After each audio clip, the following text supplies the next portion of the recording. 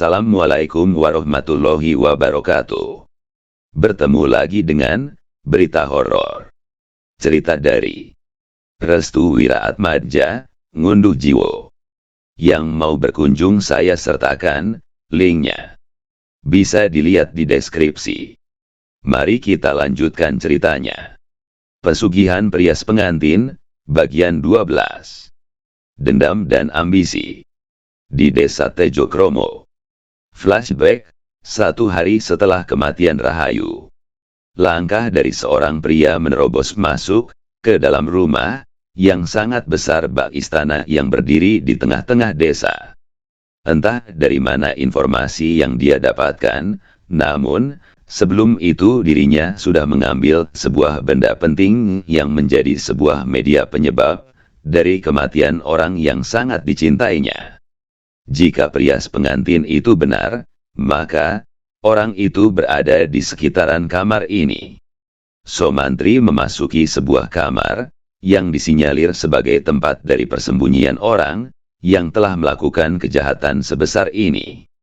Saat dimana dirinya memasuki kamar tersebut, tubuhnya tidak berhenti bergetar. Di hadapannya sudah ada seseorang yang belum dia ketahui sebelumnya. Tatapan Somantri sangat kesal tatkala seorang pria tua dengan tubuh yang sudah benar-benar diambang kematian sedang menatap cermin pengantin. Bagaimana? Sudahkah kau puas dengan melakukan apa yang kau inginkan? Tanya Somantri terhadap pria tersebut. Pria tua itu tidak mengatakan apapun.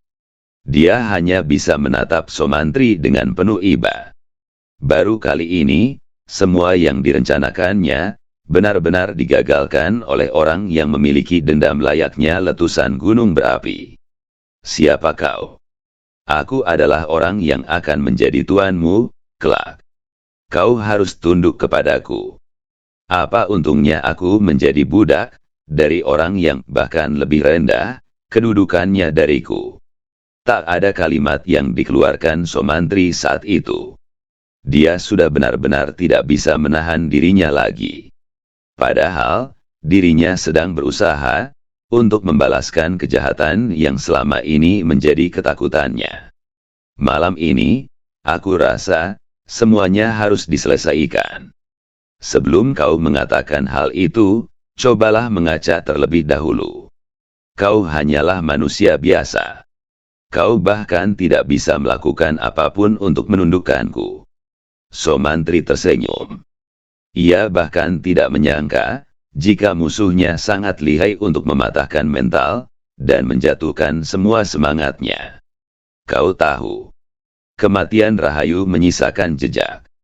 Jejak itu adalah kelemahan dari apa yang selama ini kau punya. Somantri kemudian menunjukkan sebuah sisir. Ia tahu, jika sisir yang dipegangnya sekarang bukanlah sisir biasa. Sisir itu adalah penyebab Rahayu meninggal dunia, dengan cara yang mengenaskan. Jika aku patahkan, apa yang terjadi? Apa yang akan kau lakukan? Jangan kau patahkan. Perlahan, Somantri mengangkat sisir itu ke bagian atas dengan tangan kanannya. Ia kemudian menjatuhkannya dan menginjak-injak sisir tersebut. Tidak berselang lama, pria tua yang ada di hadapannya merasa seperti kesakitan. Dadanya seperti diinjak-injak hingga mengeluarkan darah dari mulutnya. Hentikan. Haha. Aku tahu. Ini bukan sisir biasa. Baiklah. Aku akan menjadi budakmu. Somantri pun menghentikan itu. Jiwa seorang penjahatnya naik begitu drastis. Hati dan pikirannya dipenuhi dengan kebencian. Siapa namamu, anak muda? Perlukah aku menyebutkan namaku? Benar. Seorang budak harus mengetahui nama tuannya. Begitupun sebaliknya. Aku ingin mengetahui nama tuanku yang sebenarnya. Somantri hanya tersenyum. Kali ini, usahanya benar-benar tidak sia-sia. Ia bahkan tidak menyangka jika hatinya dipenuhi dengan kegembiraan karena mampu menundukkan orang yang telah membunuh calon istrinya. Namaku adalah Somantri. Pria tua itu membalikkan badan. Seolah kematiannya sudah dekat, dia mencoba untuk bangkit dari tempat duduknya. Dia berjalan dengan sangat pelan. Tubuhnya yang selama ini menjadi nyawa bagi kehidupan orang-orang yang memujanya, sekarang sudah berada di batas mautnya. Ingat Mantri, yang memiliki dendam bukan dirimu saja. Ada orang lain yang pernah merasakan sakit, yang tidak bisa terobati sehingga dia melakukan hal yang sama sepertimu. Kita semua akan mati di tangan demit itu. Pria tua itu memegang pundak Somantri. Lalu, dia mencengkeramnya dengan sangat kuat. Somantri sendiri sampai merasakan kesakitan. Urat-uratnya seperti ditarik dengan keras. Bahkan, dia tidak menyadari bahwa selama ini, dia sudah masuk ke dalam perangkap yang salah. Ngunduh jiwa tidak akan bisa dihentikan, kecuali calon pengantin mematahkan 3 sisir tersebut, dan menancapkannya ke tiap liang lahat tiap-tiap korbannya. Semakin dicengkram, tubuh Somantri semakin kesakitan. Suhu badannya tiba-tiba berubah drastis. Mata Somantri memerah seketika. Dia tidak bisa menahan lebih dalam lagi akan kesakitan yang luar biasa. Lepaskan. Lepaskan. Kau tahu. Selama ini, aku mencari para pengantin, dengan menggerakkan istri dan anakku. Lalu, aku juga memanfaatkan perias pengantin, yang merupakan orang yang sudah aku ajarkan untuk menumbalkan para korban. Fakta demi fakta mulai terungkap. Ternyata, orang-orang seperti Bunda Melati, dan yang lainnya adalah orang-orang yang dijadikan sebagai penggerak, untuk mengunduh jiwanya. Dan rumor terkait dengan keberadaan dari Pak Pranomo yang disembunyikan, ternyata benar adanya. Itu menandakan, jika ngunduh jiwa dilakukan di tempat yang tertutup. Ini adalah sebuah ruangan yang dipergunakan untuk menumbalkan para wanita, yang akan dijadikan wadah, dari demit manten. Ruangan itu sangat luas. Didesain seperti layaknya ruangan, yang dipergunakan untuk tempat pertemuan. Tidak heran, jika tempat sebesar ini hanya diperuntukkan sebagai tempat, untuk melakukan ritual ngunduh jiwa yang dilakukan oleh Pak Pranomo. Somantri tidak mau mengalah. Dia berusaha untuk mengambil sisir, yang merupakan kunci utama untuk bisa menundukkan Pak Pranomo. Kedua tangan Somantri sudah siap untuk menekan dengan kencang sisir tersebut, agar patah, akan tetapi, yang terjadi justru sebaliknya. Tiba-tiba, bulu kuduk mereka mendadak merinding. Tangan mereka langsung lumpuh, dan tidak bisa digerakkan, manakala mereka merasa ada sesuatu, yang hadir di sekitar ruangan tersebut. Hingga mereka, ketakutan mereka berdua benar-benar tercipta. Keduanya terdiam, layaknya batu tatkala tepat di belakang mereka, sudah berdiri sosok demit manten yang sedang menyaksikan pertikaian keduanya. Perlahan, sosok tersebut mengambil sebuah sisir, yang berada di tangan Somantri. Ia kemudian berjalan ke arah cermin sembari melepaskan sanggul di rambutnya. Seperti halnya seorang wanita biasa, sosok tersebut tersenyum ke arah cermin tersebut sembari merapihkan rambutnya bekas sanggulannya. Keduanya benar-benar terdiam dan tidak bisa bergerak sama sekali. Bahkan, tubuh dari Pak Pranomo tidak bisa menahan hal tersebut. Ia kemudian terjatuh dengan mulut yang sudah berbusa. Sedangkan Somantri, ia bahkan masih menyadari jika sosok demit tersebut adalah masih betah dengan tindakan anehnya yang sedang menyisiri rambut. Perlahan, sosok yang ada di hadapannya mendadak berubah, menjadi seorang wanita yang dikenalinya. Rahayu. Wanita yang memiliki wajah simetris dan berparas cantik itu tersenyum saat Somantri memanggil namanya. Akan tetapi, keniscayaan yang tidak berbalik terhadap apa yang dipikirkan oleh Somantri benar-benar terjadi. Wanita itu hanyalah khayalan. Wajahnya seketika berubah wujud, menjadi sesosok pengantin dengan rupa yang sangat mengerikan. Rahayu. Sosok tersebut sedang memakani bunga melati, yang sudah berada di dekat cermin. Perlahan-lahan, ia memakannya dengan wajah yang menyeringai, ke arah Somantri. Setelah selesai, sosok pengantin itu beranjak bangkit. Ia kemudian meninggalkan Somantri, dan menjatuhkan sisirnya, tepat di dekat cermin tempat di mana dirinya terduduk. Somantri tidak percaya jika wanita yang dicintainya, benar-benar telah dijadikan sebagai wadah, dari demit manten, yang merupakan ingon-ingonan, peliharaan, dari Pak Pranomo, beserta dengan perias pengantin, yang menjadi rekan kinerjanya. Hari itu, Somantri telah merencanakan sesuatu. Dia berencana untuk mengikat demit manten, agar semua yang terjadi, tak kala bulan pengantin tiba, dia sendirilah yang menjadi kendali sepenuhnya. Namun, dia hanya ingin melakukan hal tersebut, dengan cara menjadikan Pak Pranomo sebagai budak dan bawahannya. Dengan begitu, ngunduh jiwa yang dilakukan oleh keluarga Pak Pranomo, dan para penggeraknya, adalah kehendak dari Somantri yang sengaja ingin memanipulasi semua kejadian, agar dirinya bisa membalaskan dendam kesumatnya, terhadap keluarga Pak Pranomo, dan para penggerak ngunduh jiwa. Somantri segera bergerak cepat. Dia kemudian mengambil sisir, yang disinyalir sebagai media, untuk mengendalikan si sosok demit manten tersebut. Lalu, dia menuju ke tempat pemakaman Rahayu, untuk menggali kuburannya dan mengambil tali pocong, yang tertimbun di dalamnya. Sembari membawa cangkul, Somantri menuju ke tempat pemakaman Rahayu, yang jaraknya tidak terlalu jauh, dengan lokasi dari rumah Mbah Sur, orang tua dari Rahayu sendiri. Sesampainya di pemakaman, Somantri langsung menggali kuburan Rahayu, dan terus-menerus meyakinkan kepada dirinya, bahwa hal yang sedang dilakukannya adalah demi kebahagiaannya sendiri. Somantri terus menggali tiap tanah yang masih basah itu. Tidak terasa, air matanya menetes saat sudah berada di pertengahan penggalian. Dia berteriak kencang sebagai bentuk kekecewaannya, terhadap dunia yang tidak memihak akan jalan hidupnya. Bajingan kalian semua para manusia. Bajingan kalian semua yang memiliki kedikdayaan dan kekuatan yang berlimpah. Kalian telah seenaknya mengatur kehidupan dan kematian seseorang. Lihat dan dengarkanlah.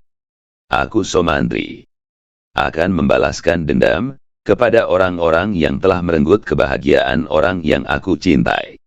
Perak. Perak.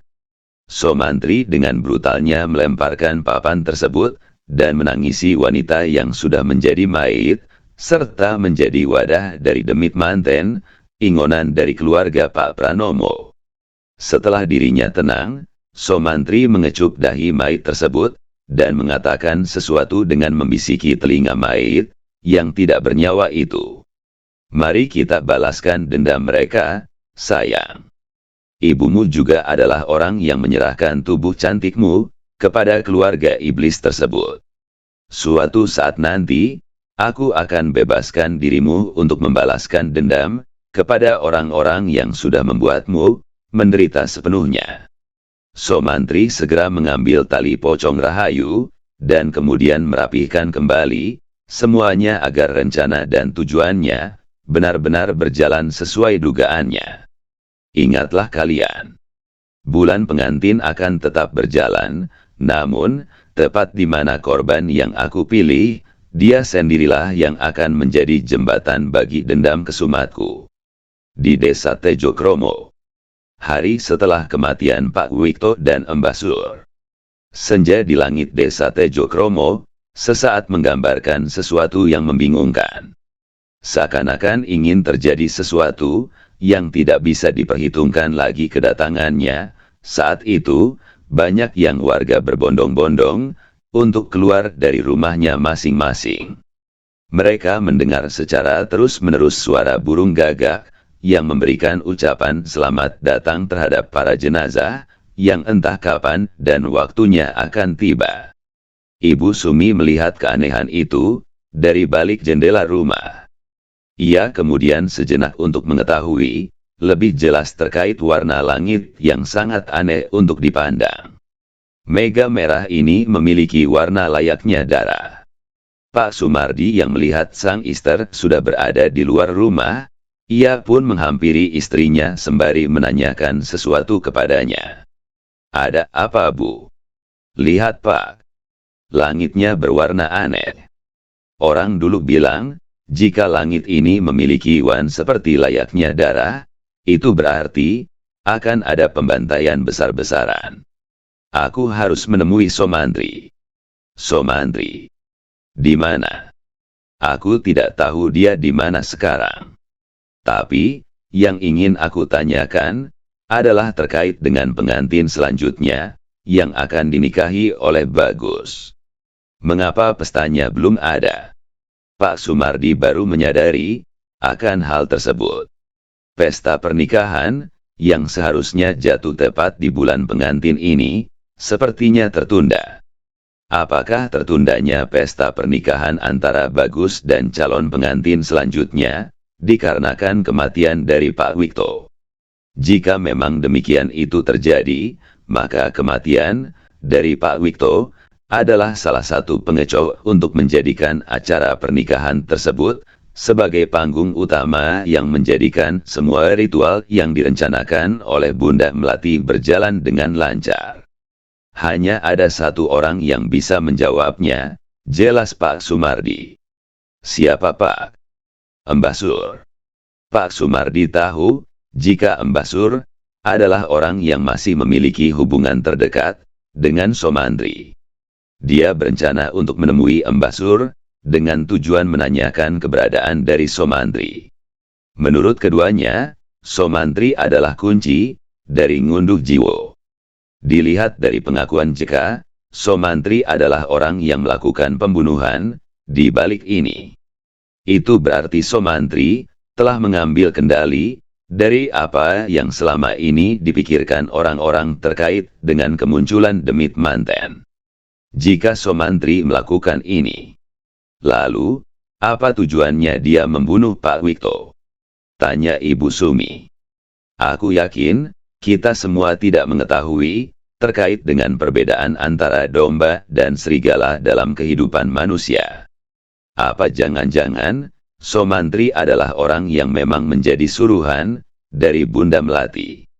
Lalu, siapa yang membunuh Rahayu? Entahlah. Kita tidak tahu siapa yang berperan untuk memegang Demit Manten itu sendiri. Namun, jika pikiranku benar, ada banyak kendali dalam satu nahkoda. Sangat sulit untuk dipercaya dengan peran Somantri dalam hal ini. Pak Sumardi dan Ibu Sumi juga masih meragukan dengan Somantri. Entah mengapa, keraguannya begitu kuat, tatkala JK menyebutkan, jika pelaku dalam kematian dari Pak Wikto sendiri adalah Somantri. Jika memang demikian adanya, maka Somantri masih memiliki hubungan antara dirinya dengan Bunda Melati.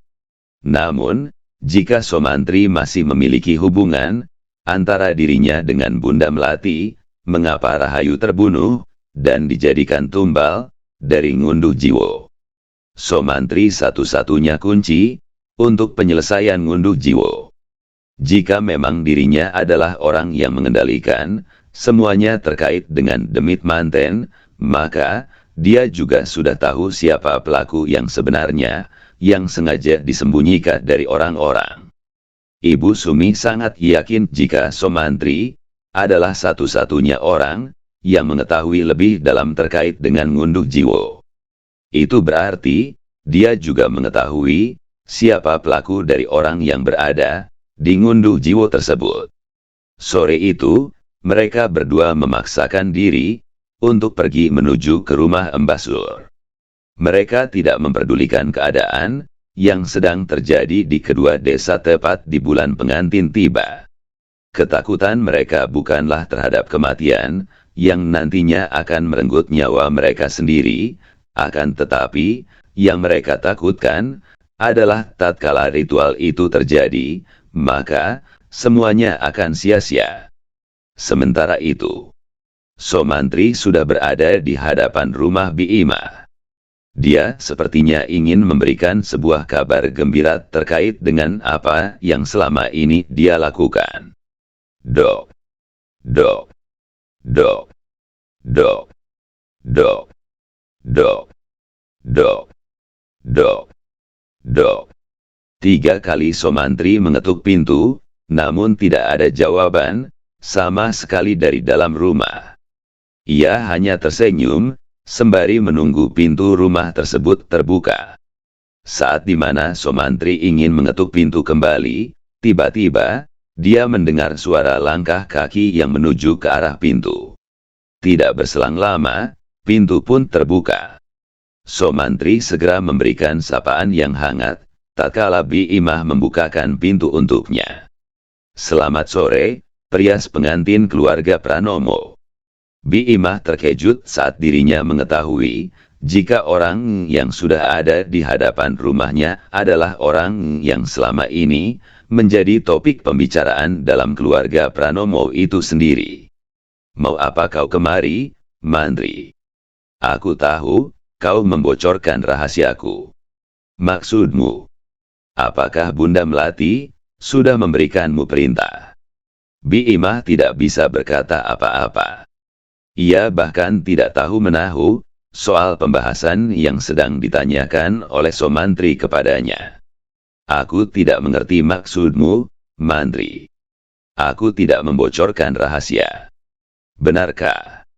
Lalu mengapa aku merasa jika ritual ini diundur? Calon pengantin membatalkan pernikahannya. Dibatalkan. Ini semua karena kau. Kau yang memberitahu tentang hubungan terlarang antara Bagus dan juga Cici kepada wanita itu, kan? Somantri terdiam. Tidak berselang lama, ia tertawa kegirangan, seperti menikmati semua alur yang telah ia rangkai, lalu menjadi kenyataan, dengan semua proses yang sempurna tanpa cacat sedikit pun. Apa yang kau tertawakan, Mantri? Sesuai dengan dugaanku, ritualnya diundur. Apa maksudmu? Apakah kau sengaja merencanakan ini semua, agar ngunduh jiwo benar-benar menjadi gagal? Atau ada hal lain yang kau sembunyikan? Somantri menatap tajam ke arah Bima. Ia tidak menyadari, jika orang selayaknya Bima sedang memposisikan dirinya sebagai korban. Seharusnya Bima menerima segala bentuk karma yang sudah dia lakukan selama menjadikan para wanita sebagai korban dari ngunduh jiwo itu sendiri. Kau tahu, aku sangat membenci Bunda Melati, terutama pria yang bernama Bagus. Namun, aku tidak pernah membenci terhadap dengan ayahnya. Apa maksudmu? Kematian dari Kusumawati, Ibu Neni, Wikto dan juga Embasur. Semuanya adalah atas kendaliku sendiri. Dek. Bima terkejut mendengar hal tersebut. Dia bahkan tidak mengetahui bagaimana bisa Somantri mengendalikan semuanya. Bagaimana bisa? Aku tahu siapa pelaku di balik ngunduh jiwo ini. Bima langsung teringat dengan seseorang yang selama ini dijadikan sebagai alat utama atas ngunduh jiwo itu sendiri. Dia adalah Pak Pranomo. Orang yang selama ini sengaja disembunyikan oleh keluarga Melati karena dirinya lah orang yang berada di balik ngunduh jiwo itu sendiri. Akan tetapi, bagaimana bisa Somantri mengendalikan itu semua? Somantri pun mengeluarkan satu persatu tali pocong yang sudah dia ambil dari tiap masing-masing kuburan, dari yang selama ini dia bunuh, kecuali tali pocong milik Pak Wikto. Tali pocong tersebut sedang berada di tangan Jeka. Seorang pria tua, yang bahkan tidak bisa bergerak sedikit pun, harus benar-benar aku paksa untuk mengetahui bagaimana caranya menjadi tuan dari apa yang selama ini dilakukannya. Jangan bilang, kau sengaja melakukan ini demi kepentingan tertentu. Bi Imah adalah orang yang menjadi suruhan dari Bunda Melati untuk menyampaikan terkait dengan orang yang nantinya akan ditumbalkan sesuai dengan arahannya. Bi Imah biasanya akan menuju ke kamar Pak Pranomo untuk memberitahu para korbannya. Namun ternyata, Pak Pranomo sendiri sudah disetir oleh Somantri tatkala dirinya memberikan ancaman kepada Pak Pranomo dengan cara yang mengerikan. Kala itu, aku hanya memiliki kenekatan. Awalnya aku ingin membunuh Melati dan juga anaknya. Namun, aku melihat ada sebuah kamar yang sangat mencurigakan. Kapan kau melakukan hal itu?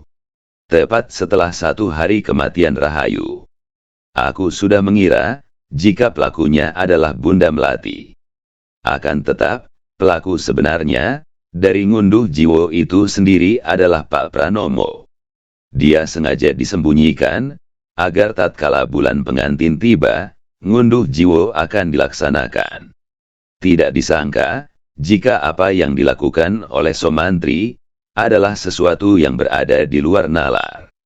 Bahkan, pandangan Bi Imah sendiri menjadi berbeda dengan pria yang sudah ada di hadapannya itu.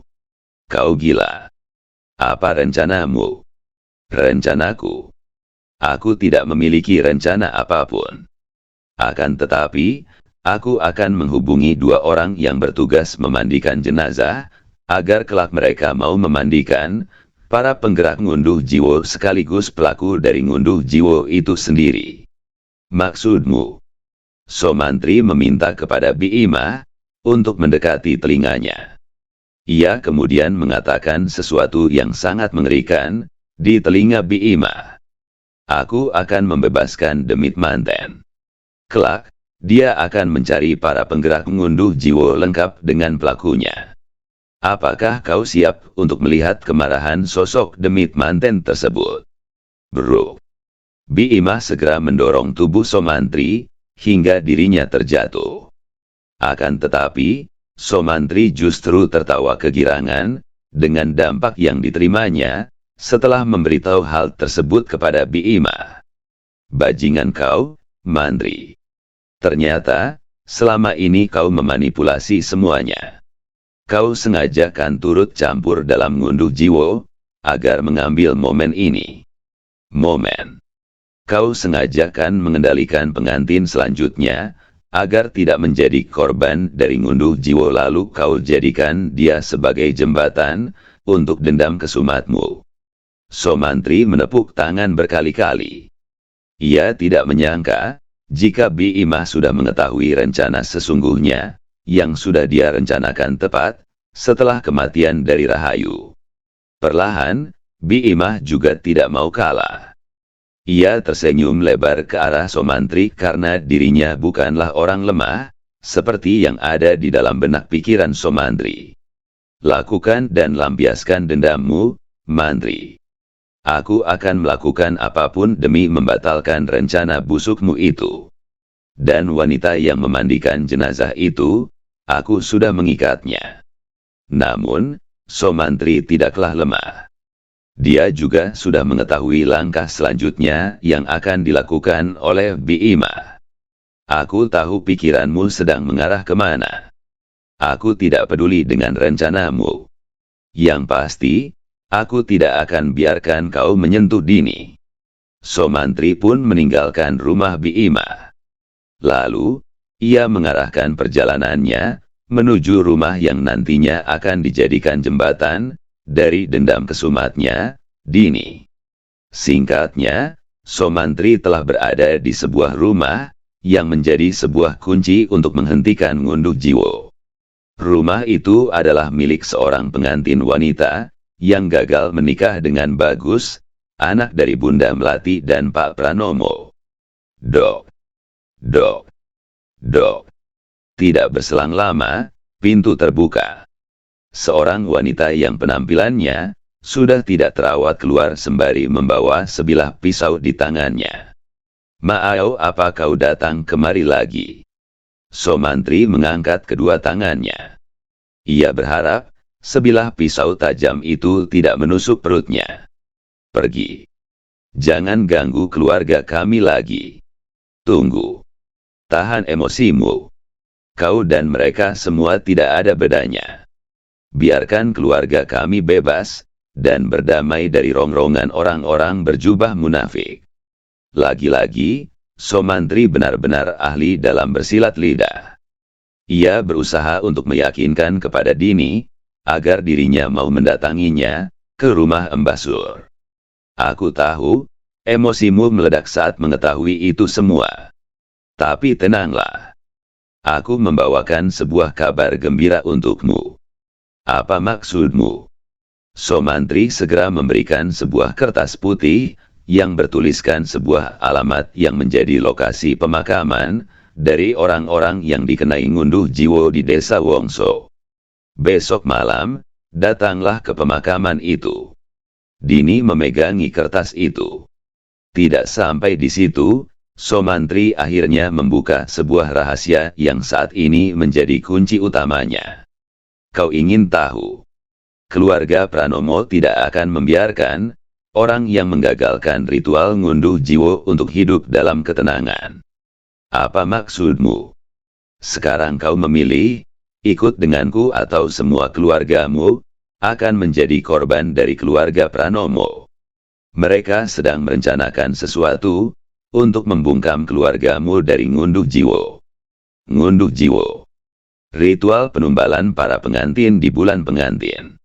Dini akhirnya menyebutkan keinginannya tatkala Somantri membeberkan sesuatu yang belum dia ketahui sebelumnya. "Aku hanya ingin satu hal." "Sebutkan keinginanmu." "Aku ingin mereka berdua menderita." Somantri tersenyum. Dia tahu, dua orang yang dimaksud oleh Dini adalah Bagus dan Cici. Sama halnya seperti Somantri, dia juga membenci dua orang tersebut. "Mimpi dan keinginan kita sama. Besok malam, kita akan menjadikan mereka semua menderita." "Lalu, bagaimana dengan benda itu?"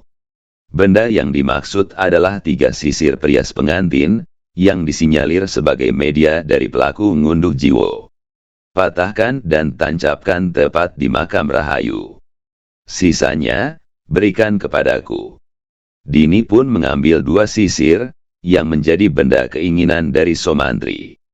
Entah apa tujuannya, namun, Somantri sendiri sangat lihai dalam mengatur rencana. Tidak berselang lama, Dini membawa 2 sisir perias pengantin yang berwarna kuning keemasan. 2 sisir itu diserahkan kepada Somantri dengan cuma-cuma. "Ikuti perintahku. Tancapkan di kuburan Rahayu. Dan ini, kaitkan ini di sisirnya." Somantri menyerahkan sebuah tali usang yang digunakan untuk mengikat Rahayu. Namun, untuk kembali membebaskannya, Dini harus mengaitkan tali tersebut di sisir yang sudah dipatahkan. Dini mengangguk paham. Ia mengikuti semua arahan Somantri demi mewujudkan keinginannya. Karena dirasa sudah tidak ada lagi pembahasan, Somantri pun pamit undur diri. Ia mengungkapkan kepada Dini akan ada hal lain yang ingin dilakukannya, yaitu memastikan jika keadaan malam ini benar-benar aman sesuai dugaannya.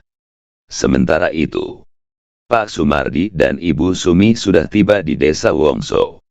Tapi, mereka berdua merasa ada yang aneh dengan keadaan desa yang mendadak sangat sunyi. Walaupun memang sejatinya desa Wongso itu sunyi, kesunyiannya tidak seperti saat mereka berdua tiba di desa ini. "Pak, desanya benar-benar seperti desa mati, Bu. Apakah ini akibat bulan pengantin yang membuat para warga ketakutan?" Tapi, mereka semua tidak begitu menyadari bahwa di desa Wongso sendiri, ketika ada salah satu warganya meninggal dunia, mereka akan menutup semua kegiatannya di malam hari. Mereka percaya, semenjak kematian Rahayu, teror dan ketakutannya benar-benar dirasakan oleh para warga. Pak Sumardi dan Ibu Sumi berjalan ke arah rumah Mbah Sur. Mereka ingin mengetahui kabar selanjutnya dari Ngunduh Jiwo yang belum sepenuhnya diketahui. Setibanya di rumah Mbah Sur, Pak Sumardi dan Ibu Sumi terkejut karena rumah dari Mbah Sur benar-benar sunyi. Mereka berdua tidak merasakan tanda-tanda kehadiran Mbah Sur di rumah tersebut. Pak Sumardi dan Ibu Sumi mengetuk pintu beberapa kali. Namun, mereka tidak mendapati jawaban dari dalam rumah tersebut. Pak, apakah Mbah Sur sudah pindah? Mereka berdua mengecek ke seluruh bagian rumah dari luaran. Dimulai dari bagian samping, belakang hingga mereka berusaha untuk mencari jalan masuk, agar bisa memasuki rumah Mbah Sur. Namun, tetap saja, rumah itu seperti tidak berpenghuni. Tidak ada suara, lampu rumah benar-benar padam, dan yang mereka dapatkan hanya kesunyian dari rumah tersebut. Ibu Sumi dan Pak Sumardi tidak menyerah. Ia bahkan rela menunggu di depan rumah Mbah Sur, untuk mengetahui keadaan Mbah Sur yang sebenarnya. Setengah jam berlalu, mereka masih menunggu kehadiran Mbah Sur. Keduanya benar-benar sangat membutuhkan Mbah Sur, untuk mengetahui penyelesaian dari Ngunduh Jiwo darinya. Dari kejauhan, tampak seorang pria berjalan menuju ke arah rumah Mbah Sur. Pak Sumardi dan Ibu Sumi beranjak bangkit dari duduknya. Sekilas, mereka berdua mengenali cara langkah kaki yang sangat familiar itu. Belum lagi, perawakan tubuhnya mirip seperti seseorang yang dia kenali. Apakah itu Somantri? Tanya Ibu Sumi. Setelah pria itu mendekat lebih jauh, Ibu Sumi dan Pak Sumardi baru bisa melihat wajah asli dari pria tersebut. Selamat malam, para pemandi jenazah. Tunggu, apa yang kau lakukan malam-malam begini di rumah Mbah Sur? Tanya Ibu Sumi. Seharusnya, pertanyaan itu aku arahkan kepada kalian berdua. Apa yang kalian cari di rumah Mbah Sur? Kalian rela meninggalkan desa kalian hanya untuk menemuinya, kan? Ibu Sumi dan Pak Sumardi saling memandang. Mereka berdua bahkan mengakui tujuan dari kedatangannya menuju desa Wongso. Aku ingin menemui Mbah Sur. Ada yang ingin aku tanyakan tentang Ngunduh Jiwo. Kau bisa menanyakan itu kepadaku, ucap Somantri. Apa maksudmu? Dia sudah wafat. Kematiannya bersamaan dengan seseorang yang berada di Tejo Kromo. Pasti kau mengenalinya, kan? Dek. Mereka berdua kaget mendengar penuturan dari Somantri. Pernyataan yang sangat frontal itu sengaja Somantri berikan dengan tujuan mengajak kerja sama Ibu Sumi dan juga Pak Sumardi. Pak Wikto. Bagaimana bisa? Aku pelakunya. Selama ini, kematian para wanita pengantin adalah ulahku. Kau pelaku Ngunduh Jiwo. Bukan. Aku adalah orang yang mengendalikannya. Pelakunya adalah suami dari Bunda Melati. Dan yang lebih mengejutkan, Bunda Melati dan para kroconya adalah para penggerak dari Ngunduh Jiwo itu sendiri. Seakan tidak percaya, Ibu Sumi langsung mundur beberapa langkah. Ia bahkan tidak kuasa menahan rasa kesal, emosi, sedih dan ketidakpercayaannya akan semua yang sudah berjalan semestinya. Somantri. Apa tujuanmu melakukan itu? Tanya Pak Sumardi. Somantri perlahan membalikkan badannya. Ia kemudian melihat warna langit dari desa Wongso, yang sangat indah jika dipandang dengan mata telanjang. Dulu aku mempercayai bahwa cahaya kehidupan akan datang untuk menyinari para hati manusia yang gelap. Sekarang, aku justru membenci pandangan itu. Dengan bangganya, Somantri pun mengatakan pernyataannya kepada Pak Sumardi terkait dengan tujuan dan ambisinya saat ini. Aku mempercayai bahwa kegelapan yang aku ciptakan kelak akan melahirkan cahaya baru. Kau tahu apa cahaya yang kumaksud? Pak Sumardi hanya terdiam. Tangannya sudah menggenggam kuat, dan ingin ia layangkan bonggeman mentah itu tepat di wajah Somantri. Cahaya itu bernama dendam. Bro. Somantri benar-benar mendapatkan bonggeman mentah dari Pak Sumardi. Dia tidak membayangkan akan berkelanjutan seperti ini. Darah segar menodai bibir bagian kanan Somantri.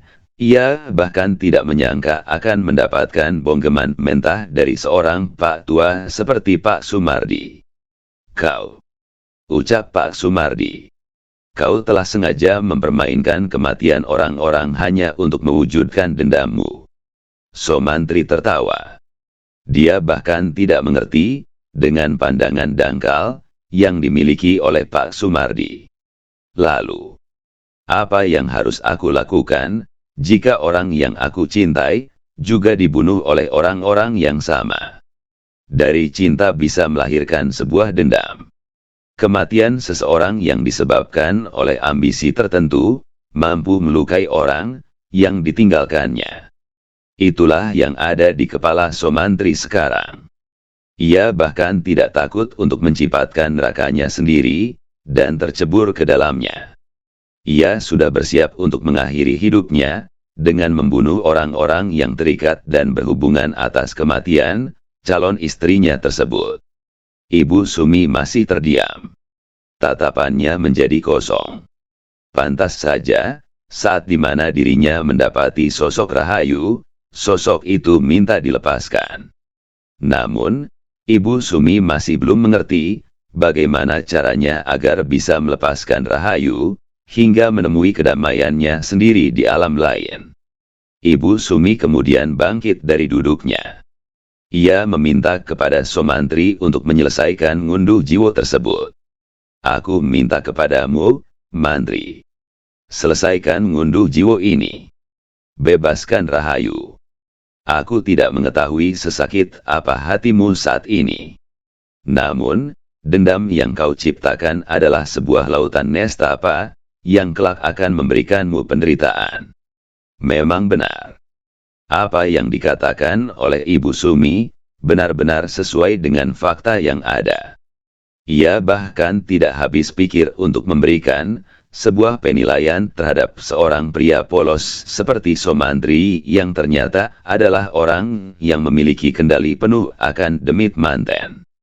Sekali lagi, sebelum Pak Sumardi dan Ibu Sumi pamit, keduanya benar-benar sudah merasa lelah untuk menghadapi pria pendendam seperti Somantri. Ingat satu hal lagi, Mantri. Tidak ada dendam yang melahirkan dendam.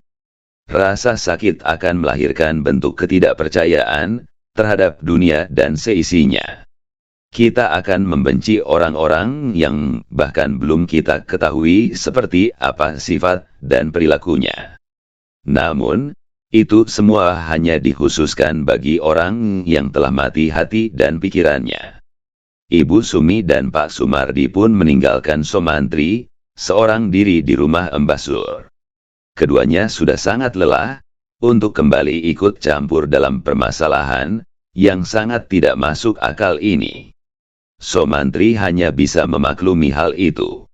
Dia bahkan tidak melarang kepada orang-orang yang berada di sekitarannya untuk membenci tindakan salahnya itu. Kepergian Pak Sumardi dan Ibu Sumi merupakan sebuah awal dari dimulainya sebuah dendam yang sudah ia tanamkan sejak lama. Di tempat Embasur, Somantri berusaha untuk menenangkan diri. Setelah kematian calon mertuanya itu, ia jadikan rumahnya sebagai tempat untuk bernaung. Mau tidak mau, dia sendiri yang harus menjaga rumah tersebut untuk dijadikan sebagai tempat di mana dirinya akan melancarkan aksi dendam kesumatnya terhadap beberapa orang yang belum mengalami nasib yang sama, seperti kedua orang yang sudah lebih dulu meninggal dunia, tepat di bulan pengantin. Wikto, Embasur. Dua orang ini sudah kuamankan. Selanjutnya, Perlahan aku akan habisi mereka semua. Sekarang, rumah itu adalah markas bagi Somantri. Ia dengan tenangnya akan menjalani apa yang menjadi keinginannya. Ia kemudian memasuki kamar, dan mencoba untuk mengunjungi seluruh ruangan yang ada di rumah tersebut. Tatkala Somantri sedang mengecek tiap kamar, dia terkejut saat mendapati kamar calon istrinya, Rahayu, yang sudah berantakan. Somantri berinisiatif untuk membereskan kamar istrinya, dan merapihkan kembali semua yang berserakan di lantai. Akan tetapi, hal yang mengejutkan terjadi tatkala Somantri mendapati sebuah benda yang selama ini ia cari. Rahayu. Cincin ini. Somantri menemukan cincin milik calon istrinya. Cincin itu adalah sebuah hadiah yang dia berikan kepada Rahayu, tepat di hari ulang tahunnya. Somantri saat itu sangat berharap, jika dirinya dapat menikahi Rahayu. Akan tetapi, justru yang terjadi malah sebaliknya. Maut adalah sambutan pertama, yang dirasakan oleh Rahayu. Dunia dan seisinya serasa hancur tatkala Somantri mengetahui hal itu. Kini, ia hanya bisa menangisi seseorang, yang sudah menjadi wadah, bagi keluarga Pranomo. Sabar, sayang. Besok, akan aku bebaskan, dan aku persilahkan kepadamu, untuk membalaskan dendam, kepada mereka semua. Babak terakhir. Cinta dan fana. Sejatinya, sebuah cinta tercipta, dari sebuah rasa dan perasaan, yang menjadi satu. Namun, jangan lupakan akan sebuah fana, yang terkadang bisa menjadi sebuah pembatas di antara kedua pasangan itu sendiri. Sama halnya seperti cinta orang-orang, yang telah ditinggal, oleh orang yang dicintainya, mereka berusaha penuh, untuk bisa menciptakan kesadaran, akan sebuah fana yang berdampingan dengan cinta. Sore itu, JK mengunjungi makam keluarganya. Dia benar-benar merasa kesepian. Tidak ada sesuatu yang dia bisa banggakan, dalam hidup ini selain ingin bertemu, dengan keluarganya seperti dulu. Ibu, Mbak Wati, Bapak. Kalian bagaimana di sana? Apakah kalian baik-baik saja? Hari ini, aku masak bayam kesukaan Mbak Wati. Nanti sore, aku coba buat semur telur kesukaan ibu. Malamnya, mungkin aku ingin memasak sayur sop kesukaan Bapak. Begitulah kira-kira ungkapan hati, yang ingin disampaikan oleh JK. Dia bahkan tidak tahu harus menceritakan apa, untuk menghilangkan kesepian, di dalam hidupnya. Curahan hatinya, hanya tertuju kepada hal-hal, yang keluarganya sukai saja. JK sadar, dirinya tidak akan menemui lagi keluarganya, di dunia dalam keadaan hidup normal, seperti pada umumnya. Namun, di lain sisi juga dia tidak ingin memberikan beban, yang mampu membuat mereka semua menjadi tidak tenang. JK sudah bisa melakukan apapun sendiri. JK kangen kalian semua. Tiap hari, doa JK hanya tertuju kepada kalian semua. JK menaburi makam ketiganya, dengan bunga khusus yang digunakan, untuk menaburinya di pemakaman. Lalu, ia beranjak bangkit dan perlahan pergi meninggalkan pemakaman. Di pertengahan perjalanan, JK mendengar suara rintihan tangis. Dia terdiam sejenak. Kedua kakinya langsung merasa merinding, dan sekarang menyebar ke bagian tangan hingga lehernya. Tulung aku. Awakku esi di kerangkeng. Tolong aku. Tubuhku masih diikat. Tidak berselang lama, kepalanya kejatuhan sebuah benda kecil berwarna putih dengan wangi yang sangat harum. JK terkejut, saat mendapati sebuah melati, yang merupakan pertanda, dari kehadiran dari sosok demit manten. Dia ada di sini. JK kembali melangkahkan kakinya, dan perlahan melawan rasa sakitnya. Akan tetapi, saat dimana dirinya hendak melewati sebuah makam baru yang masih basah, tiba-tiba, Ada sebuah tangan yang memegang kaki JK. Argshaha. Apa ini? Setan. Setan. JK berteriak ketakutan. Namun anehnya, tangan itu langsung menghilang. JK langsung menatap sekeliling pemakaman. Lagi-lagi, dia mendengar suara rintihan tangis, serta ucapan kalimat yang sangat. Tolong aku. Tubuhku masih diikat. JK memegangi kepalanya. Ia harus tetap tenang, dan tidak boleh untuk terbawa dalam suasana mengerikan itu. JK pun segera membuka matanya kembali. Ia kemudian meninggalkan pemakaman tersebut, dengan berlari kencang tanpa memikirkan resiko apa yang akan terjadi kepadanya. Sesampainya di rumah, JK segera mengunci semua pintu, dan dia bersembunyi di balik kamarnya sendiri. Namun, teror belum usai sampai di situ. Kali ini, JK mendengar suara gedoran pintu dari kamar sebelahnya. Yang mana, kamar itu adalah kamar milik ibunya sendiri. JK menutupi diri dengan selimut. Dia bahkan tidak mengerti bagaimana bisa dirinya juga mendapatkan teror yang sama. Tak lelo ledung. Cep meneng ojo pijer nangis. Anakku sing apik rupane. Yen nangis sendak ilang apike. JK ingat, suara itu biasanya digunakan oleh ibunya untuk menidurinya saat kecil. Suara dan nadanya yang khas membuat JK meyakini, jika sosok ibunya sedang berada di rumah untuk mencarinya. JK menutupi kedua telinganya dengan tangan. Ia bahkan tidak ingin mendengar suara mengerikan, yang nadanya sangat mirip seperti yang sering ibunya nyanyikan. Akan tetapi, semakin JK menutupi telinganya, suara itu semakin kencang dan berdengung keras di telinganya. Tak lelo ledung. Cep meneng ojo pijer nangis. Anakku sing apik rupane. Yen nangis sendak ilang apike. JK menutupi matanya. Ia menyadari, jika suara itu sekarang sudah berada di kamarnya. Tiba-tiba, JK terkejut saat selimutnya perlahan menurun, seperti ada seseorang yang sedang menariknya. Keringat dingin mulai bercucuran di leher JK. Bibirnya menggigil ketakutan. Dan perlahan, suara yang sama kembali terdengar. Tak lelo ledung. Cep meneng ojo pijer nangis. Anakku sing apik rupane.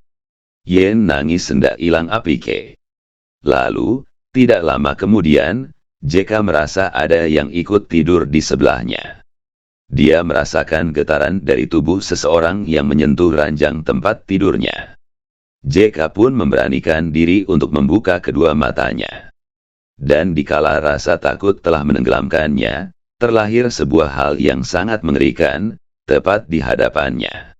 JK melihat dengan jelas jika keluarganya sudah berada di samping tempat tidurnya sembari menatap ke arahnya dengan tatapannya yang mengerikan.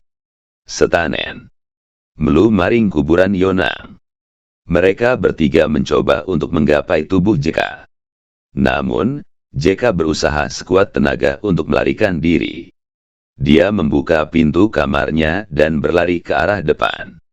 Suara-suara mengerikan masih terdengar dari dalam kamarnya. Cepat buka. Buka pintunya. Kedua tangan JK bergetar hebat. Dia bahkan tidak fokus untuk memasuki kunci pintu rumah depannya ke dalam lubang pintu itu sendiri. Dan saat dimana kuncinya sudah memasuki lubang pintu, tiba-tiba, kunci sulit digerakkan dan macet dengan mendadak. Dari dalam kamarnya, JK mendengar kembali sesuatu yang diucapkan oleh seorang wanita. JK, kamu hendak kangen kami bertiga. JK refleks menggelengkan kepala. Dia berusaha untuk fokus dan membuka pintu rumahnya. Namun, suara mengerikan itu tetap terdengar dengan sangat kencang. JK, kamu hendak kangen kami bertiga. JK berteriak sekencang-kencangnya untuk menguatkan mental dan keberanian. Dan saat yang bersamaan, kunci pun bisa digerakkan ke arah pembuka pintu. Dan saat JK berhasil keluar dari rumah, dia telah mendapati dua orang yang sangat dikenalinya. "JK, kamu kenapa?" tanya Ibu Sumi. "Ibu Sumi, Pak Sumardi. Mereka datang." "Siapa?" ucap Pak Sumardi. "Ibu, Bapak dan Mbak Wati. Mereka mengajakku untuk ke kuburan." Pak Sumardi menatap Ibu Sumi. Dia paham bahwa semuanya sudah dimulai. Bu, sepertinya sudah dimulai. Sementara itu, Somantri telah tiba di pemakaman sebuah keluarga yang menjadi korban dari ngunduh jiwo. Ia kemudian menancapkan sisir yang sudah dia patahkan ke tanah kuburan ketiganya. Ngunduh jiwo sebenarnya sudah dimulai. Malam ini, orang-orang yang telah membuat kalian bertiga menderita, menjadi jenazah. Somantri pergi meninggalkan pemakaman. Ia akan melakukan tugas lain yang semestinya bisa membuat semua rencananya berjalan dengan lancar. Malam harinya, seorang wanita dengan rambut yang sudah dirapikan berjalan ke area pemakaman. Ia mencari sebuah papan nama kuburan yang bernama Rahayu. Setelah dirinya menemukan makam tua yang sudah mengering tanahnya, Dini pun segera melaksanakan amanah dari Somantri. Ia menancapkan patahan sisir perias itu di tanah kuburan milik Rahayu. Akan tetapi, Dini tidak menancapkan semua patahan sisir itu tepat di makam Rahayu. Ia kemudian tertuju kepada salah satu makam yang disinyalir sebagai makam milik orang tua Rahayu.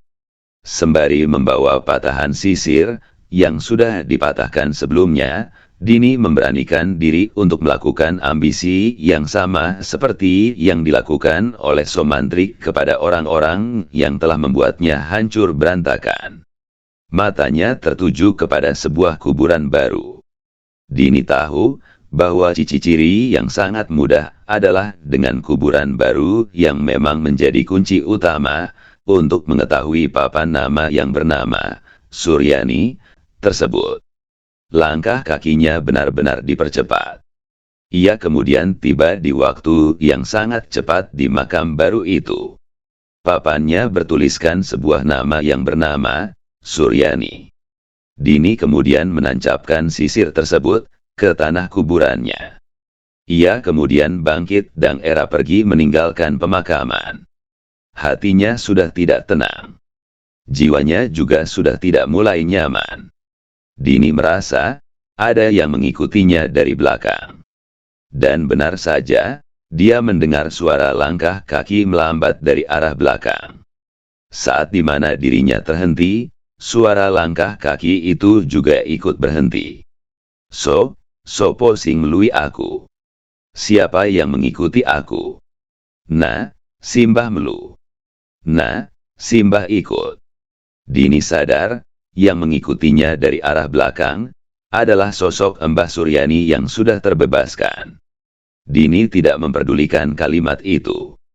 Ia kemudian melajukan lagi langkahnya dan meninggalkan pemakaman dengan penuh ketakutan. Semua sudah dimulai. Somantri juga sudah siap untuk menciptakan dendamnya. Ia sama sekali tidak takut jika kebebasan para sosok korban ngunduh jiwo menjadi membahayakan. Pertama-tama, Somantri mengarahkan teror mematikan itu kepada keluarga dari Bi Imah. Tepat di malam itu, Bi Imah dan Cici sedang tertidur. Mereka berdua merasa ada yang datang hingga mengetuk pintu rumah depannya dengan sangat kencang. Bi Imah pun terbangun dari tidurnya. Ia kemudian memeriksa bagian depan rumahnya dan saat pintu dibuka, Bi Imah tidak menemui siapapun. Namun, saat di mana Bi Imah menutup pintu dan membalikkan badannya, dia terkejut saat mendengar suara aneh dari dalam kamarnya. Cici. Cici. Kamu kenapa? Nah. Tiba-tiba, pintu kamar mendadak tertutup. Bi Imah segera berlari untuk menggapai pintu kamar dan berusaha untuk membukanya. Dari dalam kamar, Bi Imah hanya mendengar suara rintihan dan teriakan sakit dari Cici. Perlahan, Bi Imah pun ingin tahu apa yang sebenarnya terjadi. Ia kemudian mengintipnya lewat lubang pintu. Dan hal yang mengerikan terlihat saat di mana Cici sedang dicekik oleh demit manten tersebut. Cici. Cici. Bi Imah mencoba untuk mendobrak pintu kamar. Namun, tenaganya tidak cukup kuat untuk membuka kamar tersebut. Bi Imah hanya bisa menangis. Ia bahkan tidak bisa melakukan apapun kecuali melarikan diri dari target berikutnya. Saat di mana Bi Imah ingin pergi, pintu kamar terbuka dengan sendirinya. Lalu, keluarlah seorang wanita dengan mulut yang sudah bersimbah darah dengan tatapan yang sayu. Cici. Siapa selanjutnya? Tubuh Cici bergerak dengan cepat. Ia bahkan mampu menarik tubuh Bi Imah, sebelum Bi Imah menggapai gagang pintu depan. Tubuh Bi Imah diseret hingga masuk ke dalam kamar mandi. Sosok tersebut kemudian mengangkat tubuh Bi Imah, yang sudah merintih kesakitan ke dalam bak mandi. Bersamaan dengan itu, Cici yang sedang dirasuki melakukan hal yang sama. Ia kemudian masuk ke dalam bak mandi tersebut, dan menenggelamkan diri bersama dengan ibunya. Bi Imah mencoba untuk menggapai bagian atas bak mandi, akan tetapi, kepalanya benar-benar ditekan oleh tangan Cici yang saat itu sedang dirasuki oleh sosok demit manten. Perlahan, warna air di dalam bak mandi pun berwarna merah pekat darah. Mereka berdua tewas dengan cara yang sangat mengenaskan. Korban selanjutnya mengarah kepada keluarga Pranomo. Akan tetapi, ketiganya sudah benar-benar berada di ruangan tempat di mana ritual ngunduh jiwa dilakukan. Bunda, kita harus bagaimana? Tanya Bagus. Bunda tidak tahu. Demit manten sudah kehilangan kendalinya. Si brengsek itu ingin membalaskan dendam kesumatnya. Mereka bertiga tidak melakukan apapun kecuali saling berpegangan tangan dengan kedua kaki yang berada di dalam lingkaran melati. Namun, teror pun dimulai lebih cepat dari dugaannya. Seluruh lampu di rumah mewah itu mendadak padam dengan seketika. Lalu, dari luaran terdengar suara tangisan seorang wanita. Bagus seperti mengingat tangisan itu. Tangisan dari seorang wanita yang dia kenali. Rahayu. Dia bukan Rahayu, Bagus. Dia demit manten, teriak Bunda Melati. Tidak berselang lama, kaki Bunda Melati ditarik hingga dirinya keluar dari lingkaran melati itu. Kepalanya membentur keramik, hingga darah segar mengucur, dengan derasnya. Bunda. Bagus berusaha untuk tidak melepaskan pegangan tangannya. Akan tetapi, jika dirinya tidak melepaskan pegangan tersebut, niscaya, dia juga akan terseret. Lepaskan, Bagus. Teriak Pak Pranomo. Gak akan. Bunda gak boleh mati. Lepaskan. Jika tidak, tubuhmu terseret. Dengan pasrahnya, Bagus pun melepaskan pegangan tangan Bunda Melati. Lalu, yang mereka dengar hanyalah suara benturan tubuh ke arah tembok lengkap dengan amarah dari demit manten. Pak Pranomo berusaha untuk bisa menyelamatkan dirinya, dan juga anaknya, dari target selanjutnya. Dia pun berusaha mencari cara untuk mengalahkan demit tersebut. Pak, kita harus bagaimana? Sabar. Kita tidak boleh keluar dari lingkaran. Belum usai Pak Pranomo melanjutkan kalimatnya, tiba-tiba, tubuh Bagus mengeluarkan banyak darah. Dari bagian lehernya, terlihat sebuah tangan yang sedang mendekap tubuh Bagus dari arah belakang. Pak, tolong. Aku. Bro. Tubuh Bagus kembali ditarik. Hal yang sama seperti Bunda Melati, tubuh Bagus dibenturkan di tembok hingga tewas. Dan terakhir adalah Pak Pranomo. Tidak seperti keduanya, Pak Pranomo ini diberikan kesempatan untuk keluar dari ruangan. Akan tetapi, saat dimana dirinya hendak keluar dari rumah, tiba-tiba muncul beberapa wanita dengan pakaian layaknya pengantin. Wanita-wanita tersebut adalah korban dari kejahatan Pak Pranomo yang dijadikan sebagai tumbal dari ritual ngunduh jiwanya. Pak Pranomo tidak bisa pergi kemana-mana lagi. Ia kemudian kembali ke ruangan yang sama. Namun, saat dimana dirinya memasuki ruangan tersebut, dirinya telah melihat fenomena aneh di mana anak dan istrinya sedang terduduk sembari menatap ke arah cermin. Melati. Bagus. Kalian masih hidupkah? Langkah Pak Pranomo melaju perlahan ke arah cermin tersebut. Namun, belum juga tiba di lokasi yang dituju, tiba-tiba, kepalanya dicengkeram dari arah belakang dan kemudian dipaksa untuk diputarkan ke bagian belakang. Kerek. Tubuh Pak Pranomo ambruk. Dia tewas dengan bagian kepala, yang sudah berpindah posisi belakang. Kini, Somantri yang berada di dalam rumah Mbah Sur, harus menanggung semua beban yang dirasakannya. Mulutnya tiba-tiba keluar darah yang tidak sedikit. Kedua matanya memerah. Ia ingin menyelesaikan semuanya karena semua orang yang memang dijadikan target olehnya sudah terbunuh. Rahayu. Aku sudah tunaikan janjiku padamu. Mereka yang telah membuatmu menderita, telah aku singkirkan semuanya. Akan tetapi, semua belum usai. Kini, Somantri merasakan sendiri akibat dirinya telah melepaskan kendalinya terhadap demit manten. Aku harus ke kuburan Rahayu. Aku harus melepaskan sisir yang menancap di tanah kuburannya. Somantri keluar dengan mulut yang sudah bersimbah darah. Kepalanya terkadang merasakan pusing yang sangat kuat, hingga dirinya kehilangan kesadaran. Belum juga dirinya tiba di ruangan depan, tiba-tiba, Somantri mendengar suara langkah pelan dari arah belakangnya. Suaranya mirip seperti suara langkah calon mertuanya itu, Mbah Sur. Tubuh Somantri mendadak merinding. Dia bahkan tidak menyadari, jika Dini telah melakukan sebuah kesalahan. Dini menancapkan patahan sisir itu juga kepada makam Mbah Suryani. Dengan begitu, sosok Mbah Suryani bebas seperti halnya sosok Rahayu dan yang lainnya. Mantri. Kamu mau kemana? Suaranya semakin membesar. Somantri pun berusaha untuk melawan ketakutannya sendiri.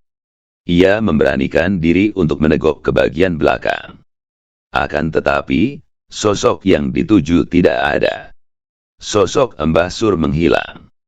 Pikir Somantri, itu hanyalah hayalannya semata. Namun, dari arah belakang, lehernya dicekal dengan sangat kuat hingga tubuhnya ditarik ke arah pintu depan. Somantri berusaha untuk menggapai pintu. Akan tetapi, apa yang terjadi saat ini adalah karma yang dia dapatkan saat mengunci Mbah Sur, saat dirinya terbunuh oleh demit manten. Perlahan, tubuh Somantri tidak bergerak lagi. Nafasnya sudah habis. Nyawanya tidak tertolong. Somantri tewas seperti yang orang-orang yang mengabdikan diri terhadap pengunduh jiwa. Malam kelabu memenuhi dua desa yang bersebelahan, Desa Wongso dan Tejo Kromo. Banyak korban yang berjatuhan dengan cara yang mengenaskan.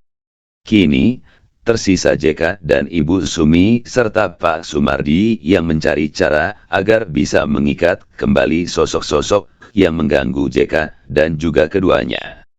Mereka berdua pun menuju ke arah kuburan keluarga JK. Kenekatan ini tercipta agar semua permasalahan menjadi selesai. Saat ketiganya tiba di area pemakaman, ketiganya langsung menemukan patahan sisir yang menusuk di tanah kuburan masing-masing keluarga JK. Ibu Sumi segera mencabuti semua patahan sisir yang tertanam di tanah kuburan keluarga JK. Sudah selesai, ucap Ibu Sumi. Pak Sumardi dan JK terkejut saat Ibu Sumi dengan beraninya mencabuti patahan sisir itu tanpa ada halang dan rintangan. Kini, mereka bertiga pulang ke rumah JK dan menginap di sana.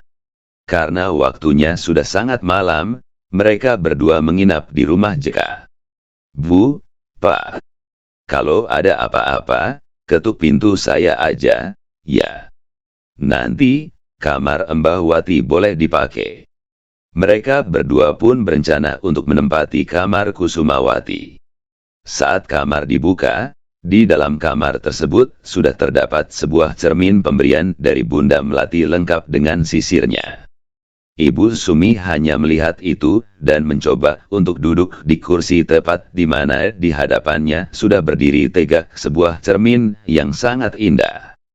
Perlahan, Ibu Sumi mengambil sisir dan menyisiri rambutnya dengan ekspresi wajah yang cukup aneh. Pak Sumardi yang melihat tingkah aneh istrinya mencoba menanyakan secara baik-baik. Bu, Ibu kenapa? Tidak lama kemudian, lampu mendadak mati dengan seketika. Ibu Sumi berjalan keluar dari kamar. Pak Sumardi mencoba untuk menahan istrinya. Akan tetapi, langkah Ibu Sumi jauh lebih cepat. JK! JK! Teriak Pak Sumardi. JK segera keluar dari kamarnya. Ia menyadari ada sesuatu yang aneh yang terjadi kepada Ibu Sumi. Ibu kenapa, Pak? Dia kerasukan demit manten. JK langsung teringat dengan sesuatu yang ia bawa, dan ia kembali letakkan di kamar sang kakak. Pasti karena sisir dan cermin itu. JK meminta kepada Pak Sumardi untuk mengejar Ibu Sumi. Sedangkan dirinya, ia ingin menghancurkan semua barang-barang yang masih tersisa dari media ngunduh jiwo itu sendiri. Bersamaan saat Pak Sumardi mengejar langkah Ibu Sumi, dia mendengar suara langkah kaki mengarah ke kamar mandi. Bu, Ibu ada di dalam kah? Dari dalam kamar mandi, Ibu Sumi teriak kesakitan. Dia benar-benar seperti disiksa oleh sesuatu yang ternyata sudah mengikat tubuhnya. Pak, Bapak, tolong. Bu, Ibu. Pak Sumardi berusaha untuk mendobrak pintu tersebut. Sedangkan JK, dia perlahan menghancurkan cermin dan mematahkan sisir riasan pengantin tersebut. Pak Sumardi berusaha untuk mendobrak pintu tersebut. Sedangkan JK, dia perlahan menghancurkan cermin dan mematahkan sisir riasan pengantin tersebut. Jika berhasil JK melakukan itu, niscaya demit yang sedang mengganggu Ibu Sumi akan menghilang selama-lamanya. Cepat patah. Patah. Patah. Teriak JK sembari berusaha mematahkan sisir riasan pengantin tersebut. Dari dalam kamar mandi, teriakan Ibu Sumi perlahan menghilang. Pak Sumardi memiliki firasat yang kurang baik akan keadaan istrinya. Dia pun berlari ke arah JK. JK yang sedang berusaha mematahkan sisir tersebut terkejut saat mendapati Pak Sumardi yang menampakkan wajah paniknya. JK, kemarikan sisirnya. Kau dobrak pintu kamar mandi, aku yang mematahkan sisir ini. JK mengangguk paham. Ia pun kemudian menuju ke arah kamar mandi dan segera mendobrak pintunya demi menyelamatkan Ibu Sumi. Sedangkan Pak Sumardi, ia berusaha untuk mematahkan sisir tersebut. Dengan sekuat tenaga, dia berteriak dengan sangat kencang untuk menambah kekuatan yang ada dalam dirinya. Sama halnya dengan JK, ia juga mendobrak pintu kamar mandi dengan sekuat tenaga. Ia berharap, Ibu Sumi masih bisa diselamatkan. Dan tidak lama kemudian, sisir rias pengantin itu patah menjadi beberapa kepingan. Perak. Bersamaan dengan itu, pintu kamar mandi yang awalnya sulit didobrak, kini langsung terbuka. Namun, saat di mana JK melihat bagian dalamnya, tubuhnya langsung ambruk. Dia tidak percaya bahwa hal ini akan terjadi. Pak Sumardi segera berlari ke arah kamar mandi. Sembari berteriak memanggil-manggil nama JK, Pak Sumardi terkejut saat melihat JK sudah terduduk, dan wajahnya benar-benar menampakkan ekspresi rasa takut terhadap apa yang dilihatnya saat itu. JK. Ibu Sumi kemana? Nah. JK pun menunjuk ke arah bak kamar mandi. Pak Sumi melangkah lebih dalam. Hatinya benar-benar sudah merasa tidak enak. Pikirannya kacau balau. Dan saat dimana dirinya berdiri tepat di hadapan kamar mandi, Pak Sumardi langsung meneteskan air matanya secara perlahan. Dia dengan jelas melihat sang istri sudah tenggelam di dalam bak mandi dan menjadi korban terakhir dari ngunduh jiwa. Sumi. JK segera bangkit.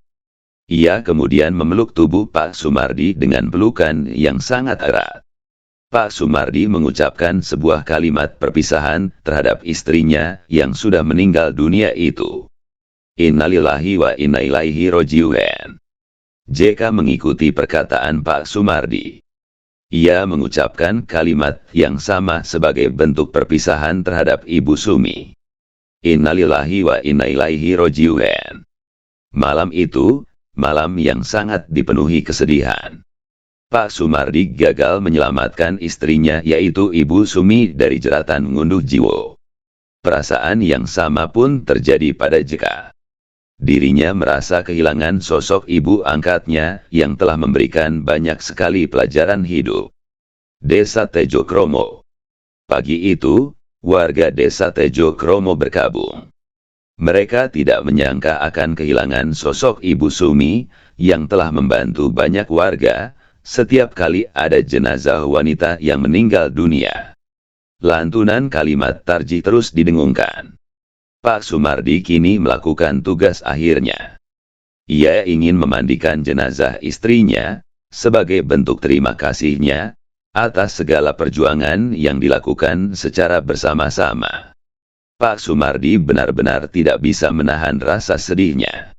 Air matanya beberapa kali menetes tepat di bagian tangan, pipi dan kaki sang istri. Hatinya benar-benar rapuh-rapuhnya, manakala perpisahan terakhirnya adalah dengan cara memandikan jenazah istrinya sendiri. Selesai memandikan, Pak Sumardi mengkafani istrinya, lalu menyelesaikan semua tugasnya. Tangis para warga pecah saat jenazah sudah diletakkan di tempat yang sudah disediakan untuk dibacakan bacaan Al-Quran. Serasa sudah selesai, Pak Sumardi pun meminta agar jenazah Ibu Sumi dibawa menuju ke pemakaman, lalu dilakukan proses penguburan. Jenazah pun kemudian dimasukkan ke dalam keranda, lalu kalimat tarjih benar-benar mengiringi perjalanan Ibu Sumi menuju ke tempat peristirahatan sesungguhnya. Bagi Pak Sumardi, ketulusan cintanya kepada Ibu Sumi tidak akan melahirkan dendam atau apapun. Dia bahkan menerima dengan lapang dada akan sebuah perjalanan yang tidak bisa ia tolak kehadirannya. Kematian bukanlah sebuah akhir dari sebuah perjalanan. Kelak, perjalanan selanjutnya sudah menunggu di alam sana. Atas penguburan dari Ibu Sumi, alam pun merasakan kesedihan yang sama. Langit tiba-tiba menurunkan rahmatnya dan hujan memberikan salam terakhir untuk Pak Sumardi. Kini, setelah jenazah Ibu Sumi dikuburkan, mereka berdua sejenak untuk mengobrol. JK. Saat kamu melihat Ibu Sumi meninggal, mengapa kamu menangis? Ibu Sumi itu orang baik. Dia adalah satu-satunya orang yang menenangkanku, saat hati dan pikiranku sedang kacau. Syukurlah kalau begitu. Aku sudah menganggap kalian berdua sebagai kedua orang tuaku sendiri. Aku tidak memiliki keluarga lagi. Entah, bagaimana aku akan menjalankan hidup dengan tubuh yang terseok-seok ini. Pak Sumardi segera memeluk JK. Dia menyadari, jika JK benar-benar haus akan kasih sayang. Kini, kau menjadi anakku. Jangan membenci dirimu sendiri, JK. Kelak, kebencian itu melahirkan dendam. JK mengangguk paham. Mereka berdua benar-benar merasa ikhlas, paling dalam saat di momen tersebut.